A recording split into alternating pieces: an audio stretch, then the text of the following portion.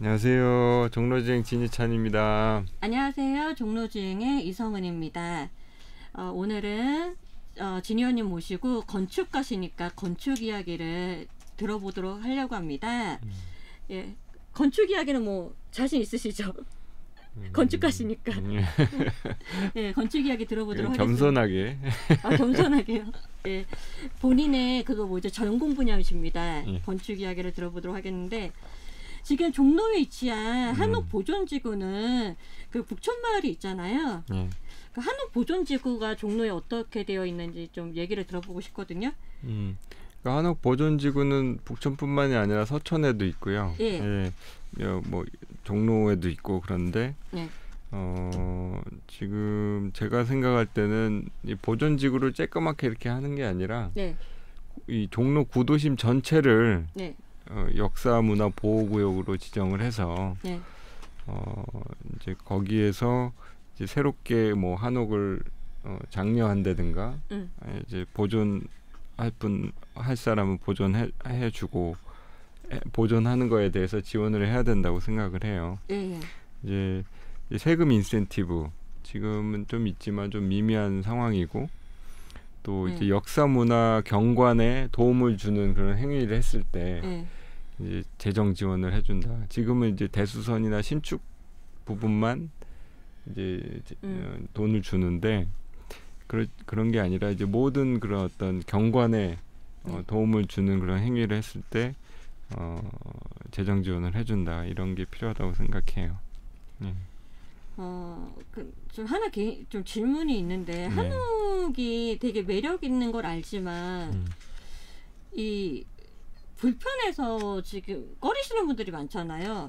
이 수선비 보조금으로 그게 완화가 많이들 되시나요? 궁금해서. 그게 사실 뭐 기준도 복잡하고 그래서 사실 보조금 받는 것 자체가 막 크게 도움이 되고 있는 것 같지는 않아요. 그러나 이것도 감지덕지죠. 사실은 뭐 2억에 가까운 돈을 주기 때문에. 그런데 이것으로 충분치는 않다. 하지만 그래도 이것으로 많은 일을 할 수 있다. 그렇게 생각을 하고 있는데, 그것보다 이제 일정 구역은 이제 근생으로 좀 상업 활동으로 생각을 해서 그 한옥에서 뭐 카페를 한다든지 또는 뭐 일부는 뭐 한옥 호텔 또 그런 걸로 변화를 시켜서 숙박시설로 하면은 그게 또 다른 그 한옥의 그 활용법이라고 생각을 합니다. 그래서 뭐 법인이 매입하면 또 좋은 예가 될 수도 있고요. 그런 것을 했을 때 한옥에 사는 사람이 있고 한옥에서 상업 활동하는 사람이 있고 또 한옥을 숙박시설을 이용하는 외국인들과 외지인이 있고 그런 것이 아우러졌을 때 또 좋은 분위기가 될 수 있다고 생각합니다. 이제 그런 구도심이 또 되면 좋겠다고 생각을 해요. 근데 개인적으로 이렇게 되면은 좋긴 한데, 이렇게 상업시설이라든가 숙박시설이 늘어나면은 거기 실거주자분들의 소음 문제 때문에 지금 북촌도 그런 문제가 있잖아요. 그래서 뭐 현수막도 걸려져 있잖아요. 여기는 실제 사람들이 살고 있는 장소입니다라고. 그런 거는 좀 어떻게 해결을 가능할까요? 그러니까 이제 그게 이제 사실은 북촌에만 사람들이 몰리기 때문에 그런 건데요. 이게 구도심 전체가 그래버리면 굳이 관광객들이 거기가 집중될 필요가 없잖아요. 그러니까 분산이 돼버리고 이러면은 그냥 편하게 뭐 그런 뭐 조용히 안 해도 되게끔 그런 어떤 그 분포도 그러니까 그런 한옥을 종로에 가면 한옥 그 양식을 어디 가든 볼 수 있다. 그렇기 때문에 굳이 어디 안 찾아가도 된다. 이렇게 되면은 굳이 그냥 그 일상생활에 방해를 받지 않는 선에서 가능하다고 생각합니다. 지금 북촌의 소음 문제는 이런 그 밀집되어 있기 때문에 그런 게 발생하기 때문에 조금 분산이 되면은 완화될 것이다. 그래서 그런 한옥 개발이 더 필요하다라는 얘기도 되겠네요. 그러니까 구도심 전체를 그 역사 문화로 지정을 하자 이거죠. 역사 문화 구역으로 지정을 해서 네, 구도심 전체를 한옥을 장려를 하고 네. 그런 어떤 한옥이 굳이 한옥이 아니더라도 또 신개념의 어떤 새로운 건축미를 한옥을 닮은 현대 건축을 할 수도 있고. 약간 퓨전. 예, 그러면서 어떤 그런 역사 문화가 구도심의 역사 문화에 걸맞는 네. 그런 어떤 건축 행위를 했을 때 네. 거기에 대한 또 인센티브를 주고 이런 제도를 마련해야 된다고 생각해요. 네. 근데 저 하나 더 갑자기 질문이 생각이 나서 한복도 개량 한복이 진짜 한복이냐 전통 한복으로 볼 수 없다라는 의견도 있잖아요. 한옥도 이렇게 디자인을 변경하거나 하면은 이거를 또 그런 건 어떻게 보세요? 이게 한옥으로 봐야 되는 건지 아니면 퓨전으로 이게 개량 한옥으로 봐야 되는 건지. 그러니까 한옥의 그 기본 그 정신이 있거든요. 네.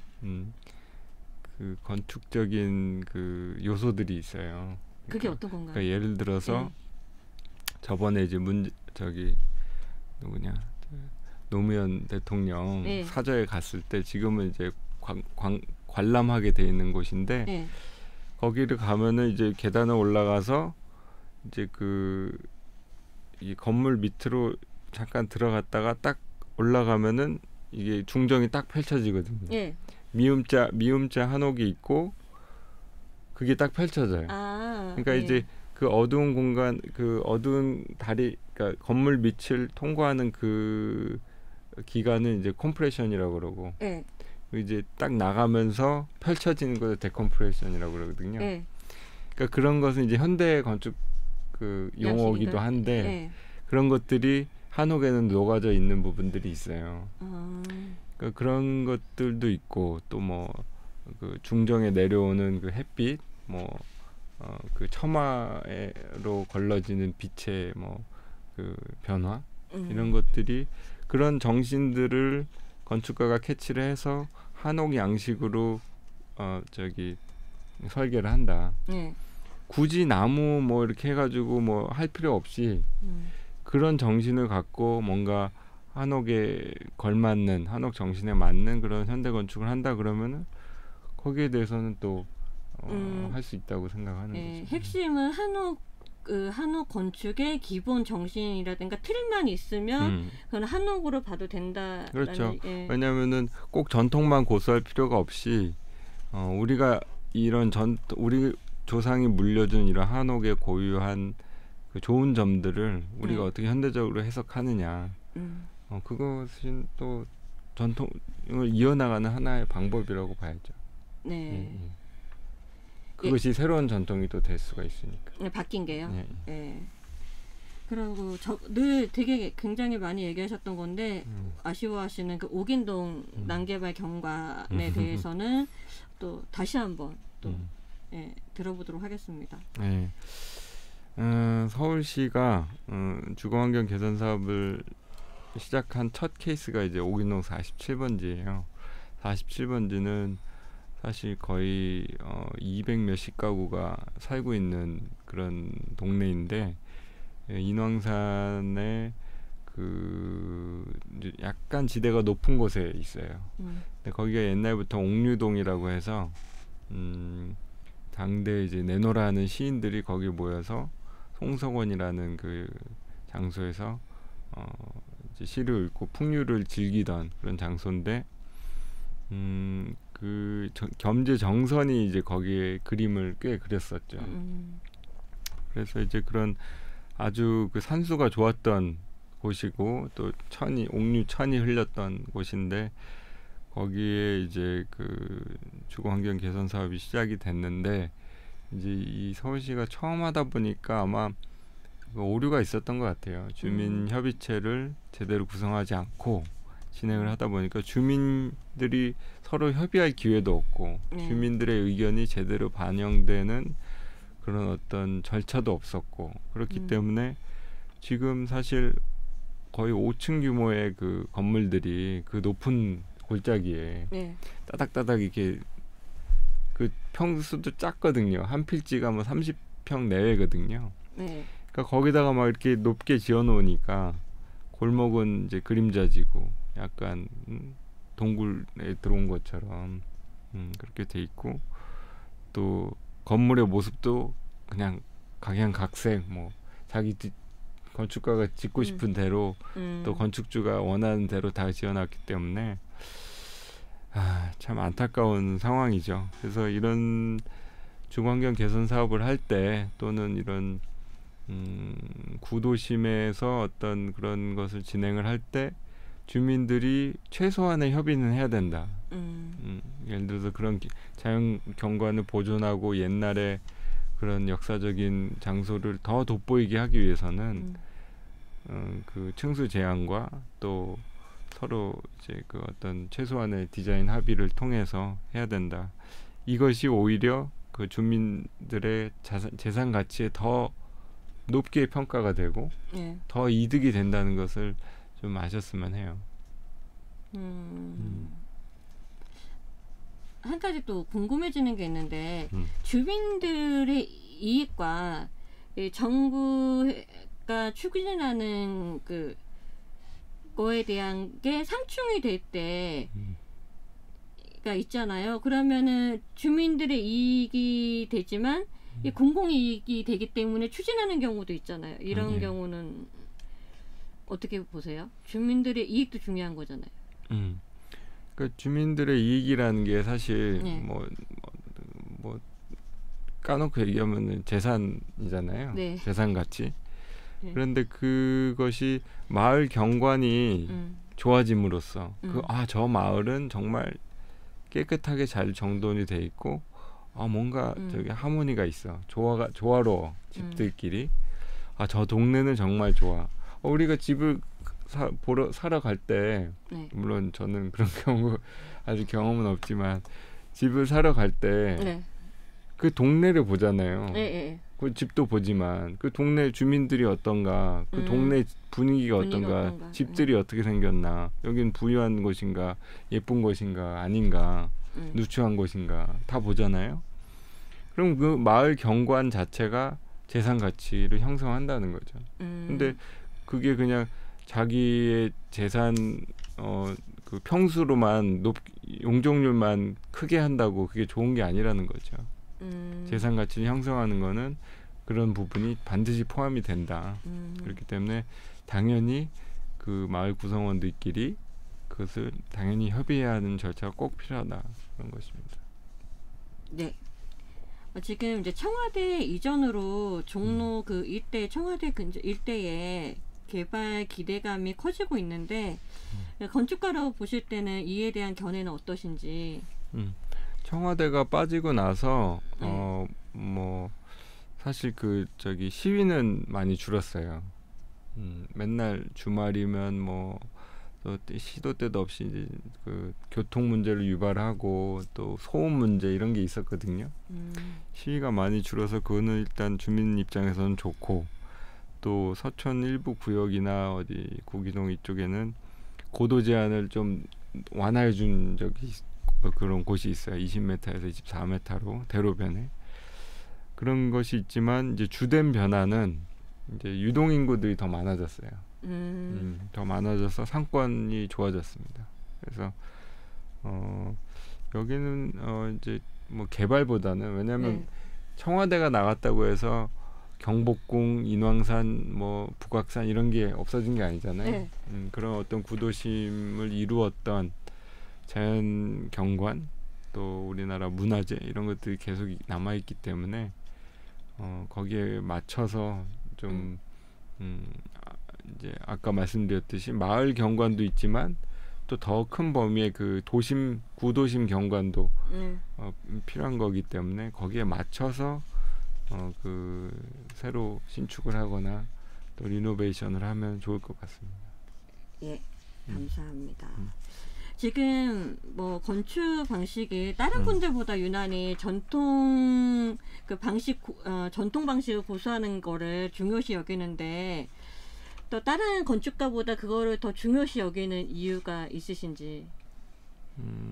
전통 방식을 중요하게 생각한다고요? 예. 아니십니까?